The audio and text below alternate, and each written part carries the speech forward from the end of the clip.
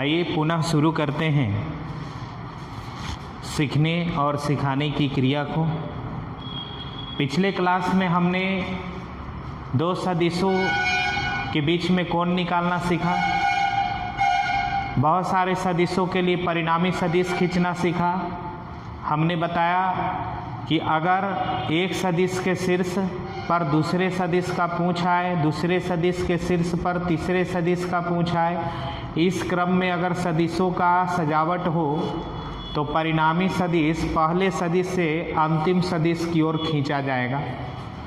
अगर दो सदिश का पूंछ एक साथ हो तो परिणामी सदिश ऐसे खींचेंगे कि इसका भी पूंछ उसी में शामिल हो और साथ में हेड को हेड से जोड़ने पर एक समानांतर चतुर्भुज दिखना चाहिए। दो सदिशों का शीर्ष एक साथ हो तो परिणामी सदिश का भी शीर्ष उसी में समाहित होगा और साथ में उनके पूंछ से पूंछ को कनेक्ट करने पर एक समानांतर चतुर्भुज प्राप्त होगा। फिर हमने एक विकर्ण जैसा दिखने वाला सदिश की चर्चा किया था कि यदि कोई इस तरह का सदिश आपको दिखता है कि ए वेक्टर बराबर 4i cap minus 2j cap plus 3k cap, इस रूप में कोई वेक्टर आपको दिखता है तो इसे आप विकर्ण की तरह सदिश मान लेना। अब इसकी लंबाई निकालने का तरीका यह है कि a का लंबाई जो होगा वह अंडर रूट नंबर के स्क्वायर जोड़ वर्गमूल होगा, तो नंबर उठाएंगे 4 प्लस -2 का स्क्वायर प्लस 3 का स्क्वायर। अब इसको सॉल्व कर देंगे, हमारा परिणामी इस सदिश का परिमाण यानी लंबाई प्राप्त हो जाएगा। तो ये सब पिछले क्लास में लेक्चर 2 में हमने किया था। आज हम लोग दो सदिशों को जोड़ने की कला को समझेंगे। आज का क्लास मुख्यतः दो सदिशों को जोड़ने की टेक्निक पर आधारित है कि हम दो सदिश मिल जाए तो कैसे जोड़ उनका हम तैयार करते हैं, इस पर आज हम विचार करेंगे। तो आज हम लोग सीखने वाले हैं addition of two vectors, addition of two vectors.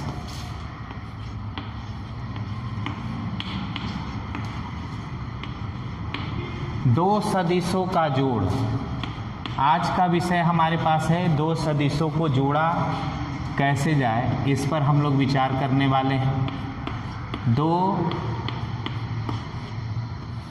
सदिशों का जोड़ कैसे तैयार करें, इस पर आज हम लोग विशेष चर्चा करेंगे। दो सदिशों को कैसे जोड़ा जाए, इस पर आज हम लोग विचार करने वाले हैं। तो देखो,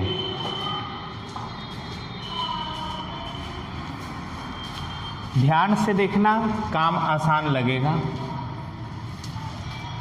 अगर मान लिया जाए कि यह हमारा ए वेक्टर है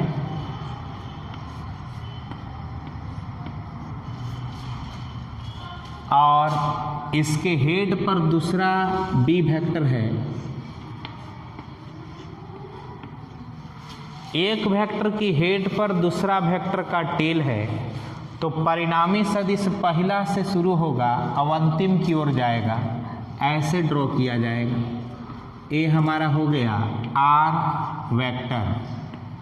अच्छा, इस आर वेक्टर के विषय में आपका क्या कहना है? तो इस आर वेक्टर के विषय में यह है कि यह आर वेक्टर इस वेक्टर ए वेक्टर तथा बी वेक्टर के बदले अकेले काम कर रहा है। अब ऐसा आप समझ सकते हैं कि जैसे मान लो एक व्यक्ति यहाँ से यहाँ गया, फिर यहाँ से यहाँ गया, वो चाहता तो डायरेक्ट यहाँ से चलकर यहाँ पहुँच जाता, तो इसमें ये दोनों का जोड़ ही समाया हुआ है।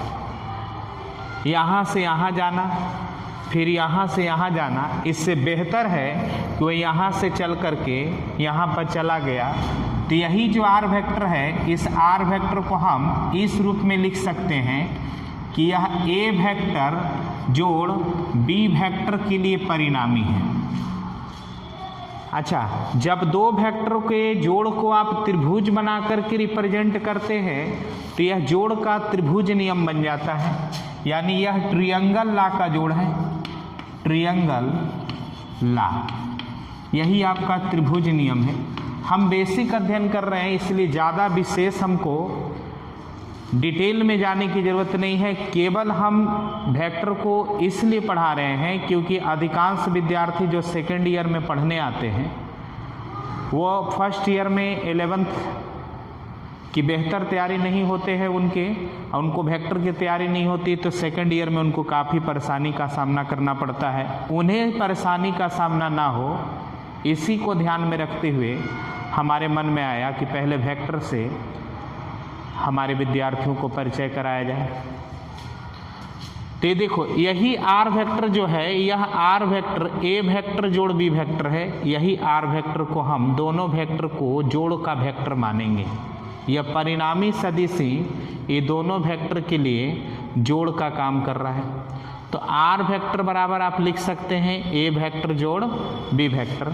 इसमें एक त्रिभुज जैसा चित्र दिख रहा है इसलिए इसका नाम पड़ेगा ट्रायंगल लॉ, त्रिभुज लॉ। अगर मान लो सदिश ऐसे दिया हो,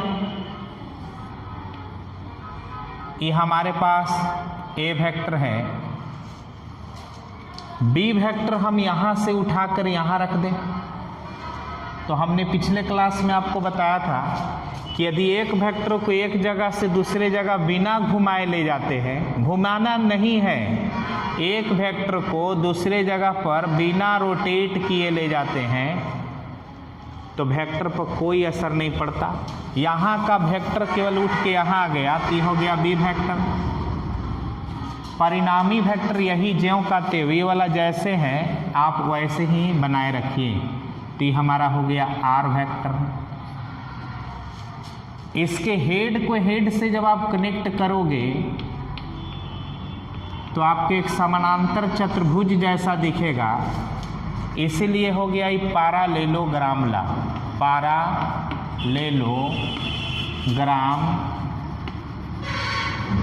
लॉ, समानांतर चतुर्भुज नियम। तो दो सदिशों के जोड़ को या तो आप ट्रायंगल लॉ से दिखा सकते हैं, त्रिभुज के नियम से, या समानांतर चतुर्भुज के नियम से प्रकट कर सकते हैं। दो सदिशों के जोड़ को बताने के लिए या तो त्रिभुज का नियम लगाइए या तो समानांतर चतुर्भुज का नियम लगाइए। एक बात पूरी गंभीरता से हम आपको बता दें कि जो काम इसके लिए करेंगे वही काम इसके लिए कहा जाएगा। चूँकि ये चित्र देखने में भले ही डिफरेंट लग रहा हो, लेकिन परिणाम में, रिजल्ट में, इसके व्यवहार में कोई अंतर, कोई डिफरेंस नहीं है। तो आप या तो इससे काम चला लीजिए या इससे काम चला लीजिए, कोई फर्क नहीं पड़ता। हम लोग ज़्यादातर इससे काम चलाते हैं, इससे काम करेंगे तो ज़्यादा थोड़ा सुविधा होगी, आसानी से हमारी बातें समझ में आपको आएगी, अब आप काम को अत्यंत सरलता से कर पाएंगे। तो याद रखेंगे, दो सदिशों के जोड़ को व्यक्त करने के लिए त्रिभुज का भी नियम है और समानांतर चतुर्भुज का भी नियम है। हम त्रिभुज के नियम से काम करें चाहे समानांतर चतुर्भुज के नियम से काम करें, दोनों के परिणाम में, दोनों के व्यवहार में, दोनों के रिजल्ट में कोई अंतर, कोई परिवर्तन नहीं होने वाला है। ये दोनों चित्र भले ही अलग अलग दिख रहा हो, लेकिन दिखने में ये दोनों अलग अलग आकृतियों में हैं, लेकिन इनकी संपूर्ण कैरेक्टरिस्टिक, संपूर्ण गुण एक दूसरे के लिए ही हैं, एक जैसा ही है। तो हम इस पर बात करेंगे। तो दो वेक्टर के जोड़ को व्यक्त करने के लिए आप त्रिभुज का भी नियम लगा सकते हैं, समानांतर चतुर्भुज का भी नियम लगा सकते हैं। वाकई में जोड़ होता क्या है? तो दो सदिशों के परिणामी जो है उसी को हम दो सदिशों का जोड़ मान रहे हैं। दो सदिशों का जो परिणामी है, ए सदिश और बी सदिश का यह परिणामी है, तो यही परिणामी को हम दो सदिशों का जोड़ मान रहे हैं। ठीक है, अब देखिए यहाँ से हमारी कहानी आगे बढ़ेगी, थोड़ा सा और ध्यान देने की ज़रूरत है। जब दो सदिशों के जोड़ को आप रिप्रेजेंट करते हो, जैसे मान लो कि हमारे पास ए वेक्टर है और ए हमारा बी वेक्टर है, तो ए हमारा जो होगा, ए होगा हमारा आर वेक्टर। अब यह दोनों वेक्टर के जोड़ को रिप्रेजेंट करेगा, ए वेक्टर जोड़ बी वेक्टर को रिप्रेजेंट करेगा। तो इस आर वेक्टर की लंबाई कितनी होगी, इसको जानने के लिए आपको ए वेक्टर और बी वेक्टर के बीच का एंगल निकालना होगा। क्यों? क्योंकि आर वेक्टर की लंबाई केवल इसकी लंबाई और इसकी लंबाई पर डिपेंड नहीं करेगा। इन दोनों के बीच में जो एंगल बनेगा, तो देखो एंगल यहाँ पर ध्यान से देखो, तो एक वेक्टर की हेड पर दूसरा वेक्टर का टेल हो तो हमने एंगल बताने के लिए बताया है कि एक वेक्टर की हेड पर दूसरा का टेल हो तो पहला वेक्टर को आप डॉट डॉट करते हुए आगे बढ़ाते हैं, डॉट डॉट करते हुए आगे बढ़ाते हैं, जो एंगल बन जाता है वही एंगल दोनों वेक्टर के बीच का एंगल होता है। तो ए वेक्टर और बी वेक्टर के बीच का एंगल यहाँ पर मिलेगा। चूँकि एक वेक्टर की हेड पर दूसरा वेक्टर का टेल है, तो एंगल आपको डॉट डॉट कंस्ट्रक्शन को आगे बढ़ाने से जो बनेगा वही एंगल दोनों वेक्टर के बीच का एंगल माना जाएगा।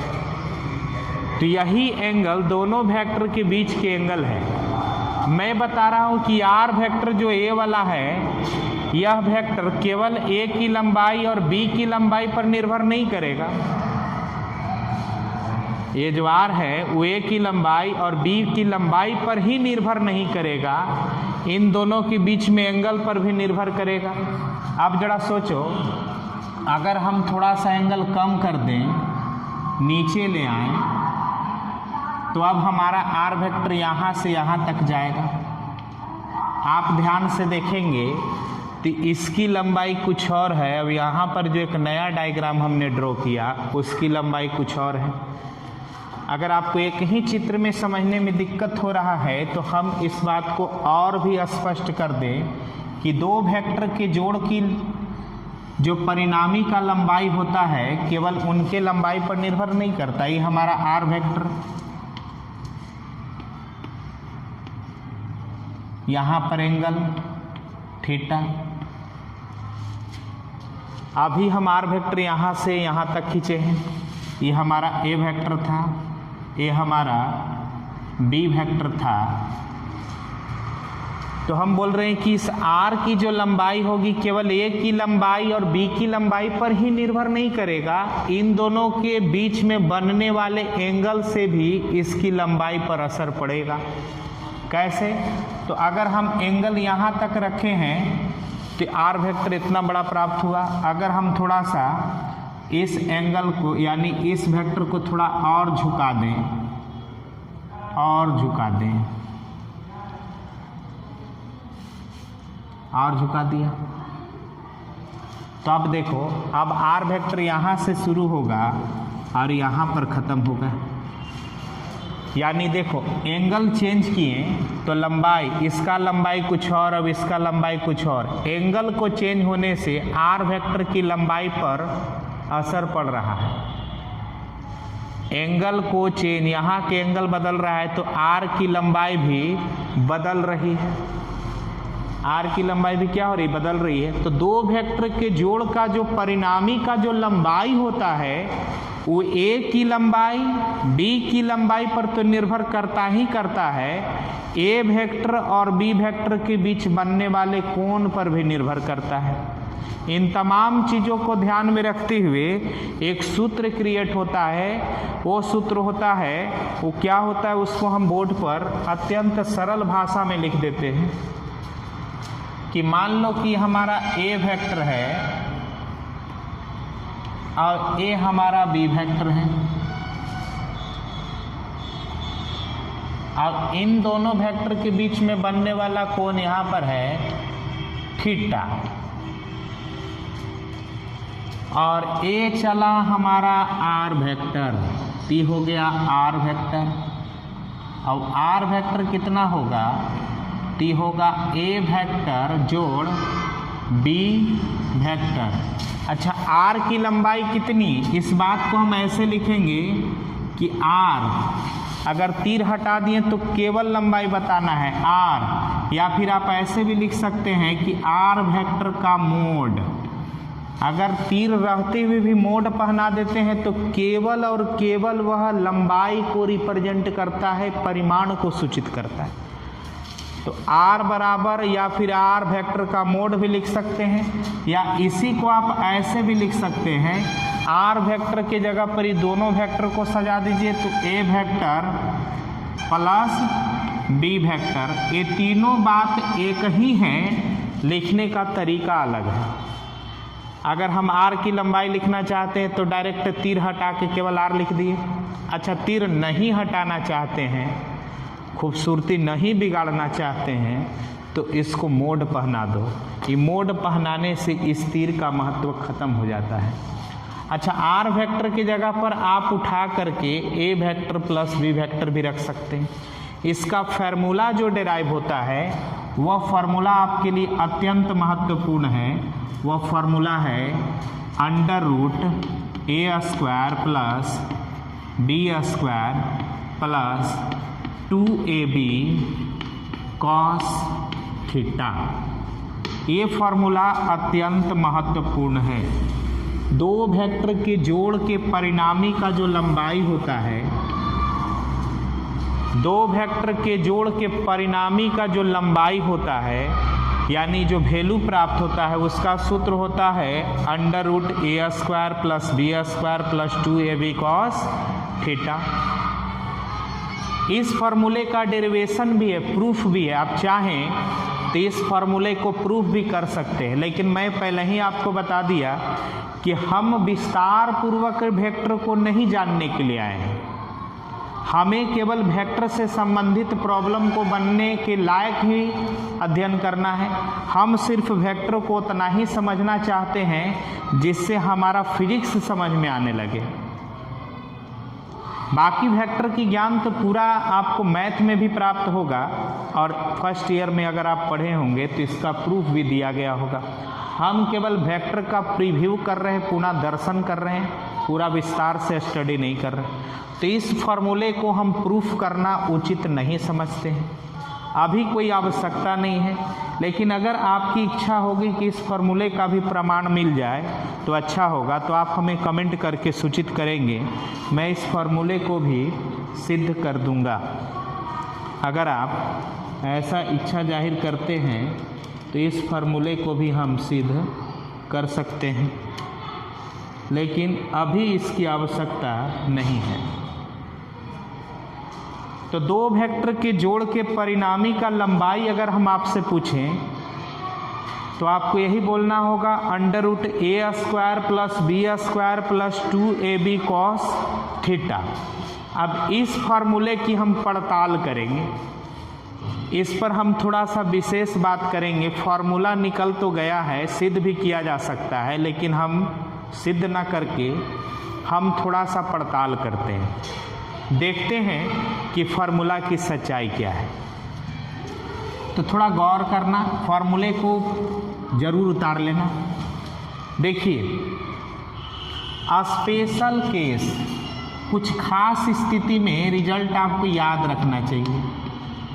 स्पेशल केसेस, कुछ खास स्थिति। केस 1, पहली स्थिति में हम पढ़ने जा रहे हैं when theta equal to 0 degree. जब दो वेक्टर के बीच में एंगल 0 है तो इसका मतलब थोड़ा समझ लो। यहाँ से ए हमारा ए वेक्टर, ए हमारा बी वेक्टर, एक वेक्टर की हेड पर दूसरा का टेल, तो एंगल यहाँ बाहर। अब इस एंगल को 0 बनाना है, तो देखिए अगर इसको नीचे लाइएगा तो एंगल कम होगा, यहाँ पर आ जाएगा एकदम इस तरह से, तो एंगल 0 हो जाएगा। यानी एंगल 0 बनाने के लिए बी वेक्टर को यहाँ से घुमाते हुए यहाँ पर ले आना होगा। और जब ऐसा आप कीजिएगा तो दोनों वेक्टर एक ही डायरेक्शन में हो जाएगा। दोनों वेक्टर एक ही डायरेक्शन में हो जाएगा।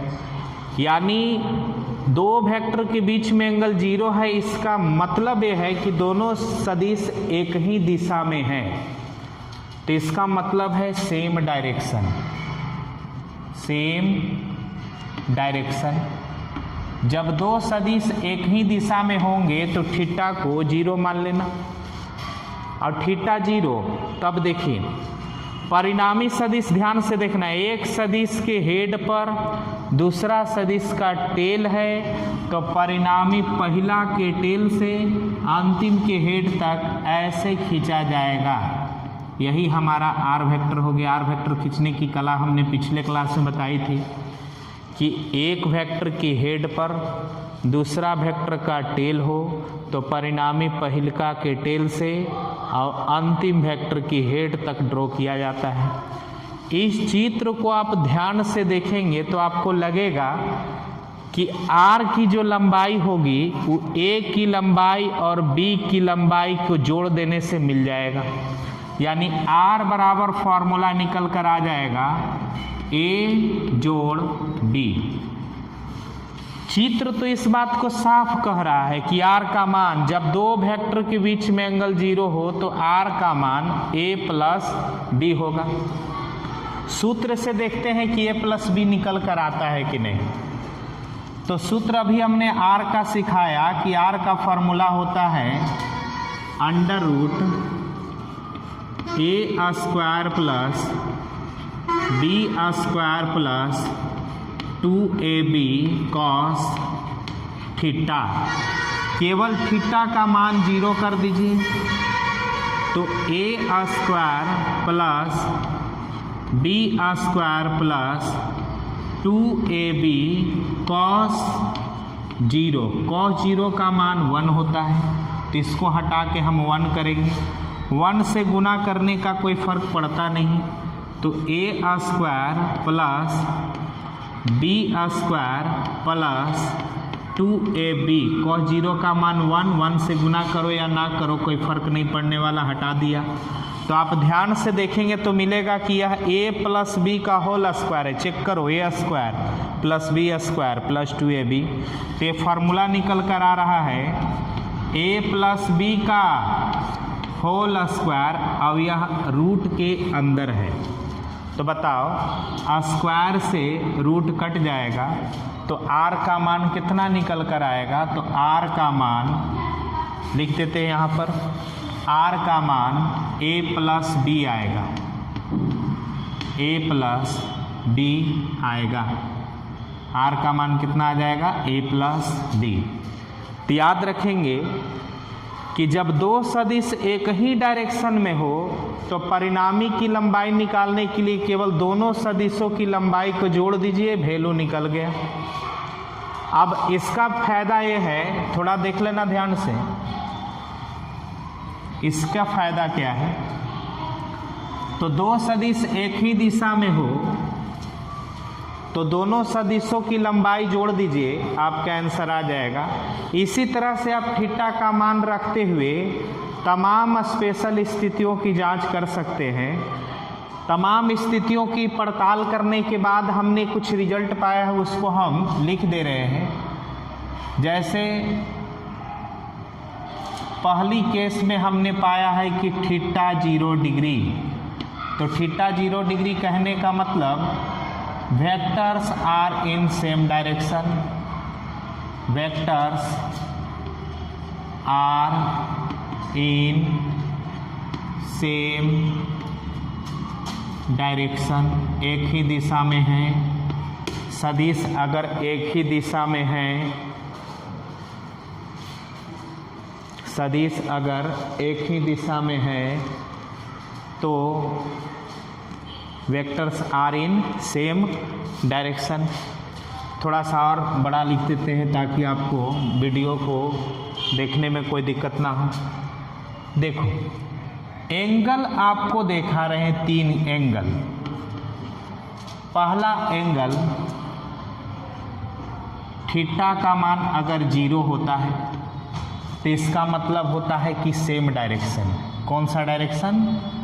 सेम डायरेक्शन, समान दिशा में वेक्टर चला गया। तो ऐसे कंडीशन में r का मान आपको a प्लस b के रूप में प्राप्त होगा। r का मान किसके रूप में प्राप्त होगा? दोनों के जोड़ के रूप में, और यह होगा मैक्सिमम वैल्यू, इससे ज़्यादा नहीं आ सकता है। अगर थीटा का मान 90 कर दोगे तो जाहिर सी बात है कि वेक्टर परपेंडिकुलर हो जाएगा, परपेंडिकुलर। और परपेंडिकुलर में भी आप चाहें तो चित्र और सूत्र दोनों का प्रयोग करते हुए आप काम कर सकते हैं। तो यहाँ पर r का जो मान होगा वो पाइथागोरस सूत्र के अनुसार चलेगा, a square plus b square, इस तरह का r का मान प्राप्त होगा। जब दो वेक्टर एक दूसरे के लंबवत हो तब, अगर दो वेक्टर के बीच में एंगल थीटा का मान 180 हो गया, दो वेक्टर के बीच में थीटा का मान 180 हो गया, यानी वेक्टर्स आर अपोजिट डायरेक्शन। कौन सा डायरेक्शन? अपोजिट माने विपरीत डायरेक्शन, विपरीत दिशा में हो जाएगा। तो r का मान a माइनस b हो जाएगा, r का मान a माइनस b हो जाएगा, यानी यह मान मिनिमम सबसे कम प्राप्त होगा, मिनिमम सबसे कम।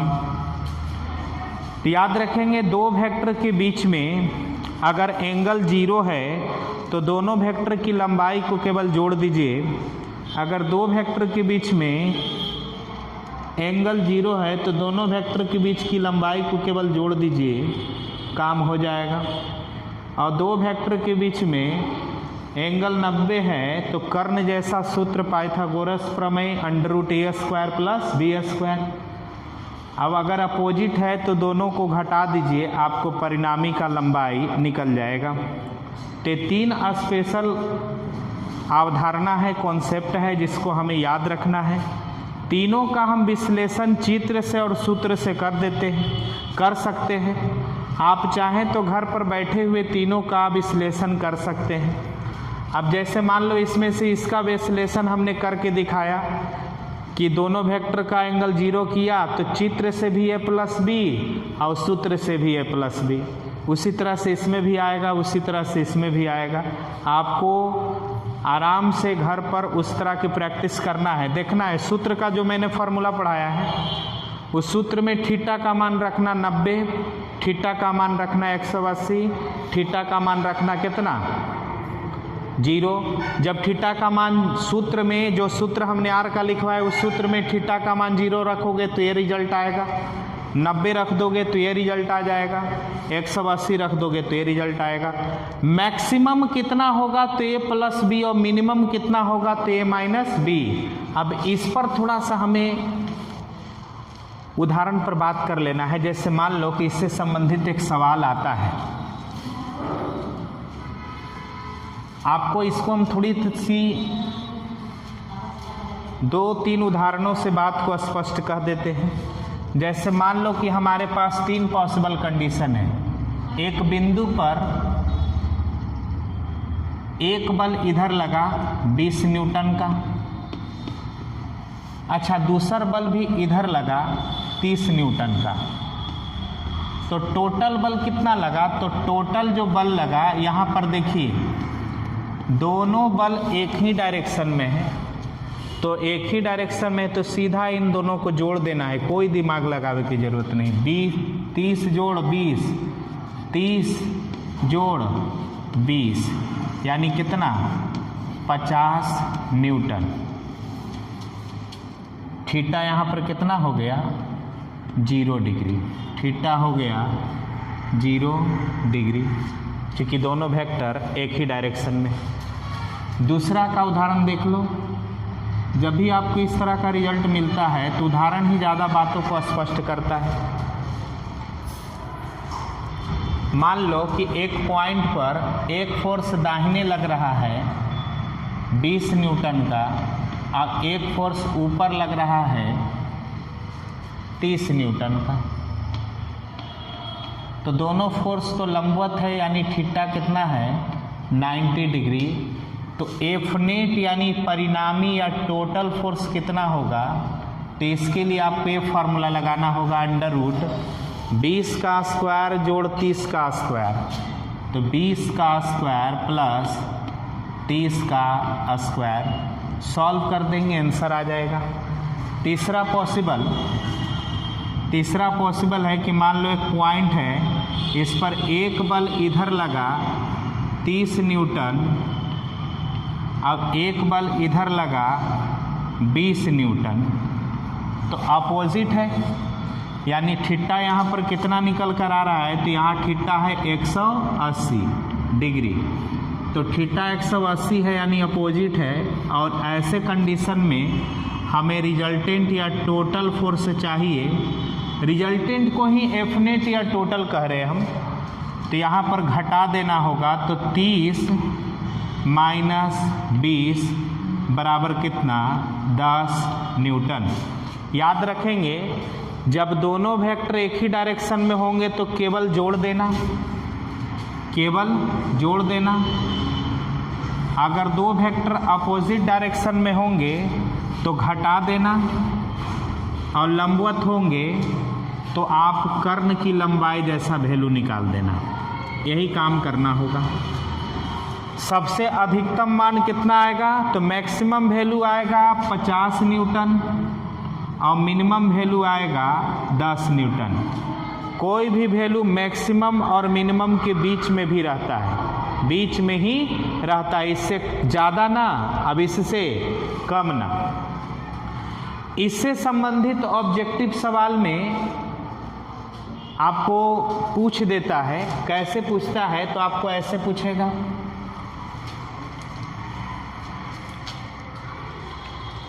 कि 5 न्यूटन तथा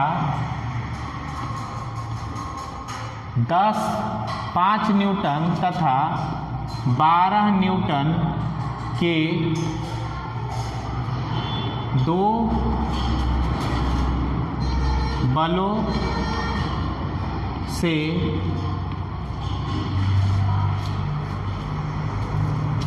मिलने वाला परिणामी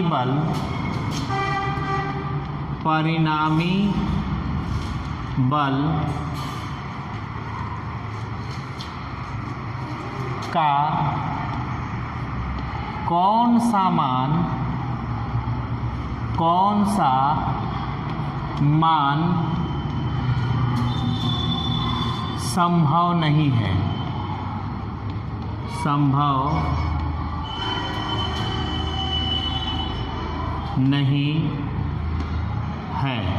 ऐसे दे देगा क्वेश्चन। 5 न्यूटन तथा 12 न्यूटन के दो बलों से मिलने वाला परिणामी बल का कौन सा मान संभव नहीं है। तो कौन सा मान संभव नहीं हो, 4 गो ऑप्शन आपके पास रहेगा। पहला ऑप्शन डाल दिया 8 न्यूटन, दूसरा ऑप्शन डाल दिया 9 न्यूटन, तीसरा ऑप्शन डाल दिया 17 न्यूटन और चौथा ऑप्शन 9 न्यूटन और चौथा ऑप्शन डाल दिया 4 न्यूटन।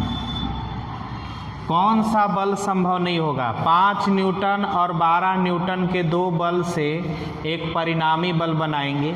परिणामी बल को ही हम लोग एफ आर वेक्टर या एफ नेट वेक्टर कहेंगे। याद रखना, परिणामी ही, रिजल्टेंट ही टोटल है कहेंगे। तो कौन सा मान संभव होगा और कौन सा मान संभव नहीं होगा, इसमें से कौन सा मान है जो संभव ना है? ऐसा सवाल आ जाए तो आपको करना क्या है, ऐसे हालात में आपको करना होगा कि मैक्सिमम निकालना होगा। तो बताओ, आर यानी हमको मैक्सिमम फोर्स चाहिए, एफ नेट मैक्सिमम चाहिए। तो मैक्सिमम के लिए जोड़ने के लिए बताएं तो जोड़ दीजिए 5 जोड़ 12 17 न्यूटन। अच्छा मिनिमम कितना आएगा तो फिर निकालेंगे एफ नेट मिनिमम, मिनिमम बने सबसे कम, तो सबसे कम के लिए घटाना होगा तो घटाइए 12 में से 5 गया कितना, तो 12 घटाओ 5 यानी 7 न्यूटन। अब जो भी आंसर आएगा वो 17 से ज़्यादा नहीं, इससे ज़्यादा नहीं होगा, अब इससे कम नहीं होगा।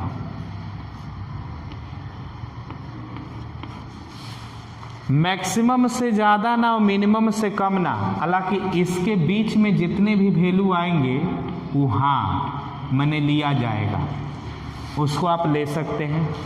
उससे कम, मैक्सिमम से ज़्यादा ना और मिनिमम से कम ना, मैक्सिमम से ज़्यादा नहीं लेना है और मिनिमम से कम नहीं लेना है। हालांकि मैक्सिमम और मिनिमम के बीच में जितने भी मान संभव है वो सब आप ले सकते हैं, वो सब मान आप ले सकते हैं, उसके लिए आपको कोई परेशानी नहीं होगी।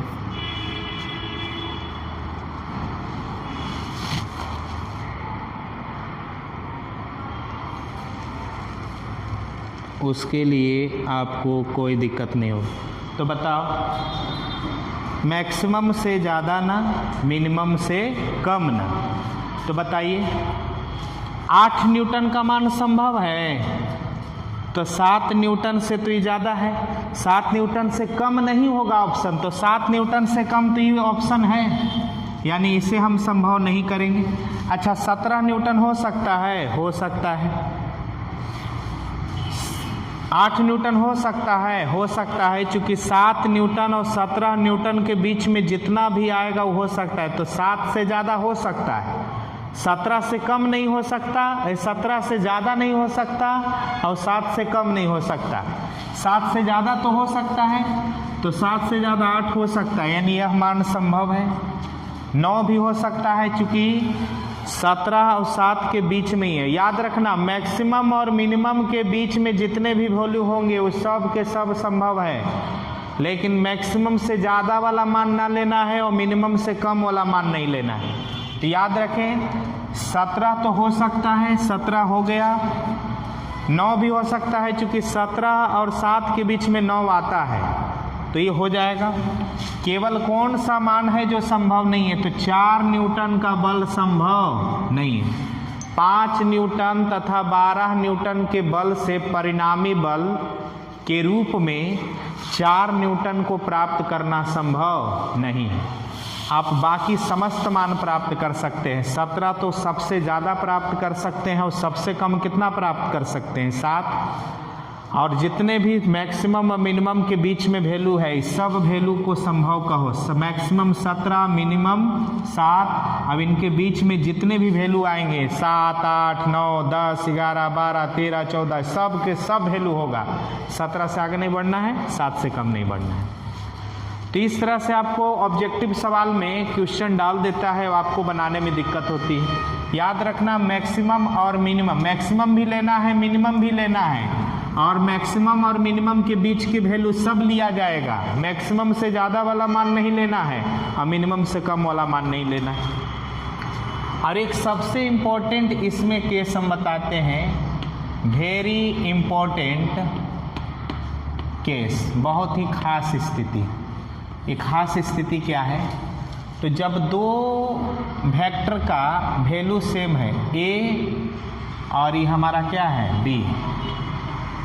मान लो ये हमारा ए वेक्टर, अभी हमारा बी वेक्टर, अब इनके बीच में एंगल कितना, थीटा।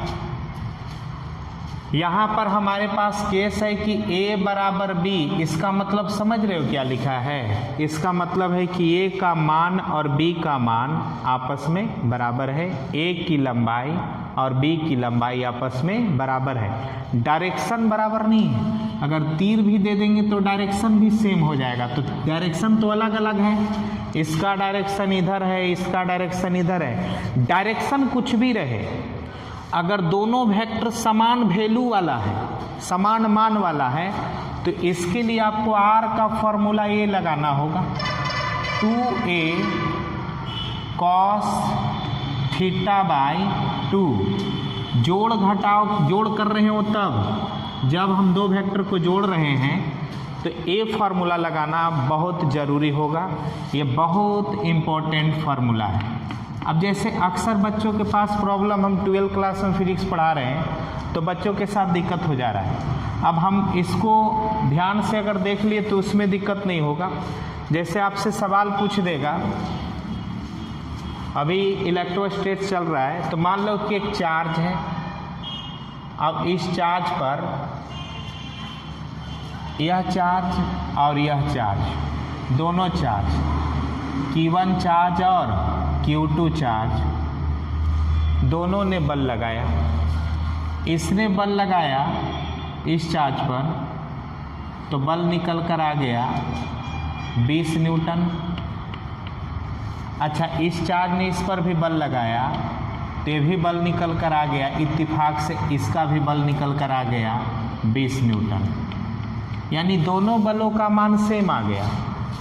तो जब दोनों बलों का मान सेम आ गया तो इनके बीच का एंगल केवल देख लो, तो इनके बीच का एंगल थीटा।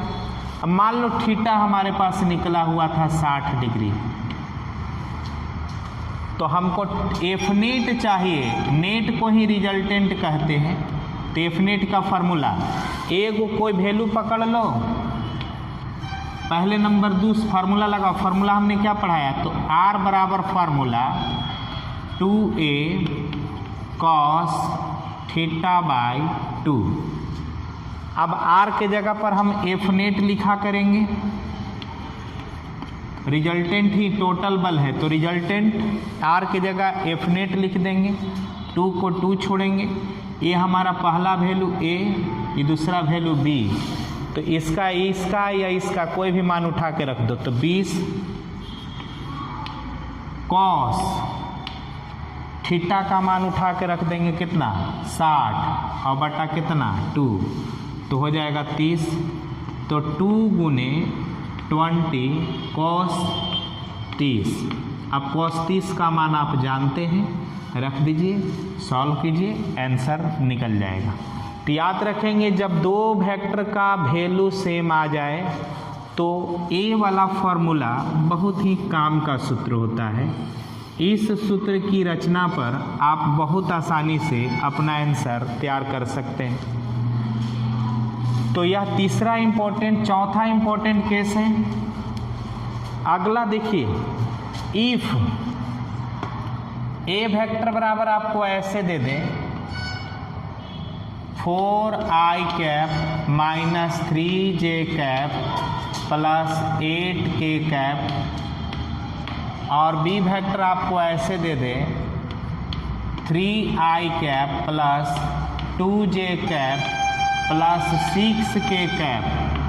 अब आपको कहे कि r वेक्टर निकालो, तो r वेक्टर निकालो माने a वेक्टर जोड़ b वेक्टर निकालो। तो इसके लिए आपको करना क्या है, केवल सामने सामने i कैप को i कैप के साथ, j कैप को j कैप के साथ, k कैप को k कैप के साथ जोड़ देना है। तो जोड़ो, 4 3 7, 4 3 7, i कैप है तो i कैप लगा दिया। -3 में 2 जुटेगा तो -1 लिखने की ज़रूरत नहीं है, केवल j लिख दिया, j कैप। अब 8 में 6 जोड़ा तो कितना हो गया 14k कैप। ये हमारे पास इस तरह से जोड़ा गया। तो पहले नंबर हम सामने सामने जोड़ लेंगे और तब r वेक्टर की लंबाई निकालेंगे। तो देखो r वेक्टर हमारे पास कितना आ गया है 7i cap minus j cap plus 14k cap, ऐसे निकाल दिए। अब r वेक्टर का लंबाई निकालना है तो r बराबर अंडर रूट इन नंबर का स्क्वायर, पिछले क्लास में बताया था, नंबर का स्क्वायर करो, जोड़ के वर्गमूल निकाल दो। तो 7 का स्क्वायर जोड़, यहाँ पर 1 माइनस में छुपा हुआ है स्क्वायर, 14 का क्या कर देंगे स्क्वायर कर देंगे, सबको हम सॉल्व कर देंगे, आंसर कंप्लीट हो जाएगा। 14 का स्क्वायर करने में दिक्कत हो रहा है तो देखो हम तरीका बताते हैं। 14 का स्क्वायर करने का तरीका है कि पहले 4 का पहला अंक का स्क्वायर करो तो 4 चौके 16, फिर दूसरा अंक का स्क्वायर करो तो 1 का स्क्वायर 1, गुना करो, तीनों अंक को गुना कर दो, 4 एकम 4 दूनी 8, अब एक अंक छोड़ के जोड़ दो, एक अंक इधर से छोड़ना अब इधर जोड़ देना, तो 6, 8 अब 1 9, अब एक कितना 196। यानी अब इसको हम सॉल्व कर देंगे, अब आंसर आ जाएगा।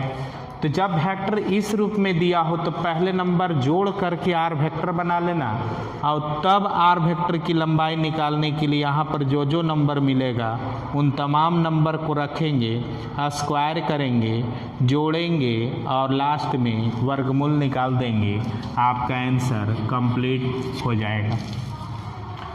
तो आज हम लोग वेक्टर के जोड़ पर विचार किए हैं। अगले क्लास में आएंगे तो 2 वेक्टर के घटाव पर विचार करेंगे। बस ऐसे ही थोड़ा थोड़ा हम लोग पढ़ते चले तो हम आगे बढ़ते चलेंगे।